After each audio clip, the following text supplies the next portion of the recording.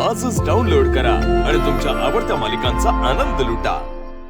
शिवा आशू यार, शिवा त्याची हिम्मत कशी झाली आपल्याच घरात येऊन आपल्याला धमकी द्यायची? भाऊंना धमकी दिली त्याने। तू आधी शांत हो, ओके? आणि भाऊंचा विचार नको करू. भाऊंनी असल्या हजार धमक्या ऐकल्या तरी ते आज उभे आहेत ना. अरे पण त्याने तुलाही धमकी दिली, उद्या उठून तुझ्या कामात लुडबुड केली तर? करणार तो, 100% लुडबुड करणार. आता त्याला तो CEO मिळालाय. अच्छा, म्हणजे माझ्यामुळे तू पण फसणार? अगं आपलं काय ठरलंय? संकट तुझ्यावर आलं काय माझ्यावर, आपण दोघंही एकत्र सामोरं जायचं. काय करायचं ते करू दे त्याला, मी आहे ना तुझ्या सपोर्टला. अरे पण तो आता जास्त ताकद लावेल. अगं तो लावणारच आहे. हे बघ, म्हणूनच आपण शांतपणे विचार करून काम करणं गरजेचं आहे. पुढचं पाऊल आपण शांतपणे उचलायचं. आम्ही तेच ठरवलं होतं शाळेत की शांततेत गोष्टी करूया, पण आता तो जे वागतोय ना त्यामुळे शांततेत होईल असं वाटत नाहीये. शिवा झालं पाहिजे, त्याचे खूप सारे सपोर्टर्स आहेत. आपण क्लेव्हरली विचार करून काहीतरी करणं गरजेचं आहे. हे बघ शिवा, आपण या सगळ्यामध्ये आपल्याबरोबर खूप साऱ्या लोकांना गुंतवलंय. त्या लोकांना यामुळे त्रास नाही होता कामा, बरोबर ना? आपण शांत होणं गरजेचं आहे. शांत.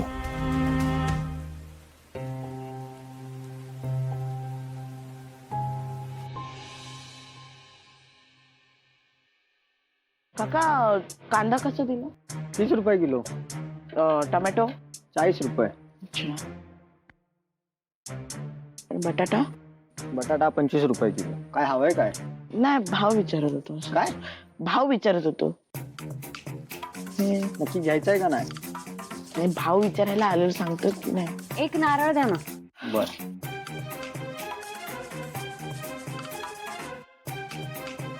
काय घेऊ आता? ए हाय, तू सायलेन्सर ना? चंदन बरोबर गॅरेज मध्ये काम करतोस? हो, तू अर्चना ताई. हा, अगं तू गॅरेजवर का नाही आली? मी अरे जरा कामात होते आणि गाडी पण नीट आहे माझी. छान. अगं माझं काम होतं तुझ्याकडे, ते मला नाही, मी जरा बिझी आहे. दादा राहू द्या सुट्टे. हा, मी नंतर घेईन. दादा एक मिनिट ऐक ना. मला फक्त 2 मिनिट बोलायचे, प्लीज प्लीज. अरे माझ्याकडे खरंच वेळ नाहीये, सॉरी. अरे काय करतोय? जाऊ दे मला. मला खरं सांग, तू चंदनवर चिडली की नाही? अरे तुम्ही सगळे असं मागे का लागताय? अगं कोण तुम्ही? तुला चंदन काही बोलला का? बघ तसं काही नाही, तो खूप चांगला मुलगा आहे. कशाला उगाच चिडते त्याच्यावर? मी नाही चिडलीये त्याच्यावर, मला प्लीज चावी दे. मग काय झालंय? आम्ही बघितल्या तुमच्यात काहीतरी राडा झालाय. त्याने पण हेच विचारलं, काय झालं? हे बघ, मला कुणाच्याही मध्ये यायचं नाही. तू कोणाच्याही मध्ये नाहीयेस, तुमची फक्त चांगली मैत्री आहे. हो, पण त्याच्या बायकोला नाही वाटत ना तसं. तुला दिव्या भेटली? मला सांग, ती काय बोलली तुला?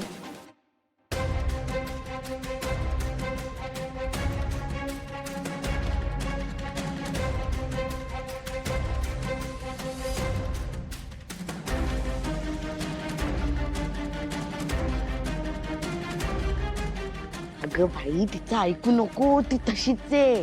हो, पण ती त्याची बायको आहे ना शेवटी, मग कसं नको ऐकू? हे बघ, मला कुणाच्याही मध्ये यायचं नाहीये आणि चंदनलाही सांग की माझ्याशी बोलायला येऊ नको. अगं ताई थांब ना. अगं नाही. तू खरंच चांगलं आहे, कशाला चिडते तू त्याच्यावर? प्लीज प्लीज प्लीज ना, थांब ना. नाही, प्लीज मला जाऊ दे. अगं थांब ना. सॉरी. ऐकून तर घे ना. अगं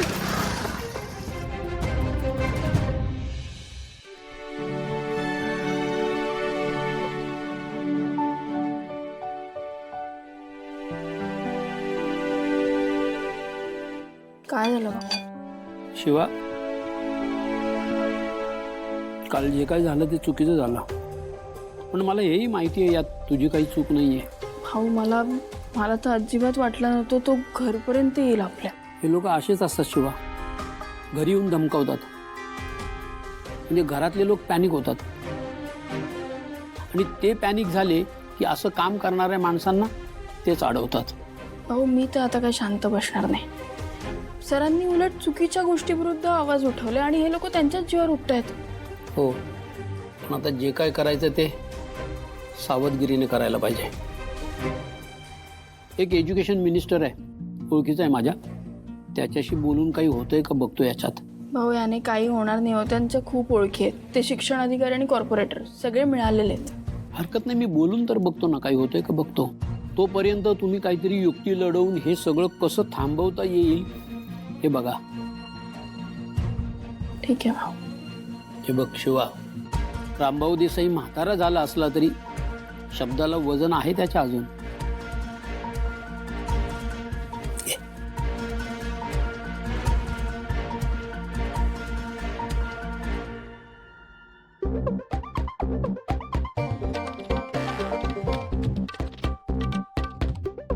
ए काय करतोस?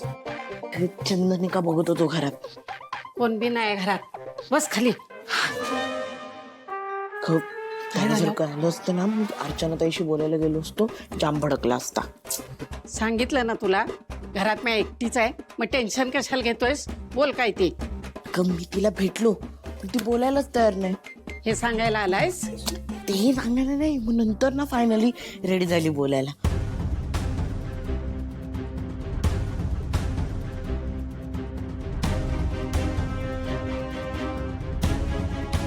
मग नंतर सगळं कळालं की हे सगळं दिव्याने केलेलं.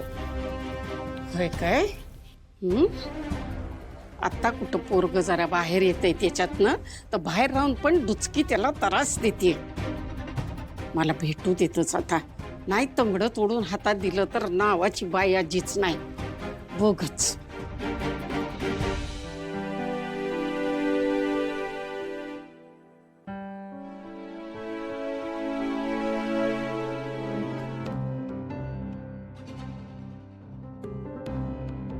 ए डुचके, डुचके, दचकले ना मी. त्याच्यात दचकायचं काय? बाई आजी आहे म्या, दचकायचं कशाला त्याच्यात? जरा आजूबाजूला बघून चाल की नाही तर थोबाडावर पडशील. ते तू नको सांगू मला. तुला काय सांगायचं? अगं एक येळ गाढवाला सांगितलं की नाही तर तो समजून घेण्याचा प्रयत्न तरी करल, पण तू गाढवा पुढं गायली गीता आणि कालचा गोंधळ बरा होता अशी गत आहे तुझी. तुला काय सांगायचं?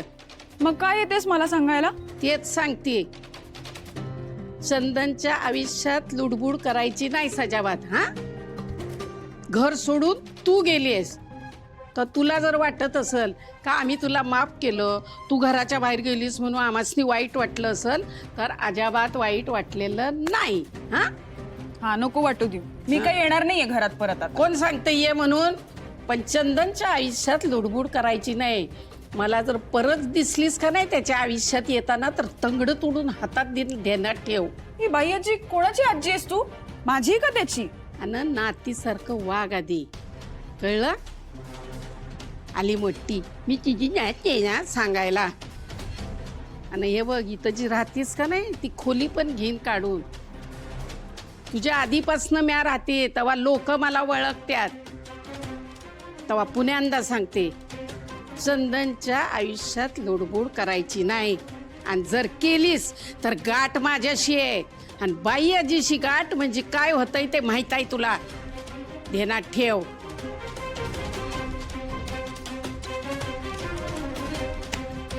कठीण आहे या पोरीचं.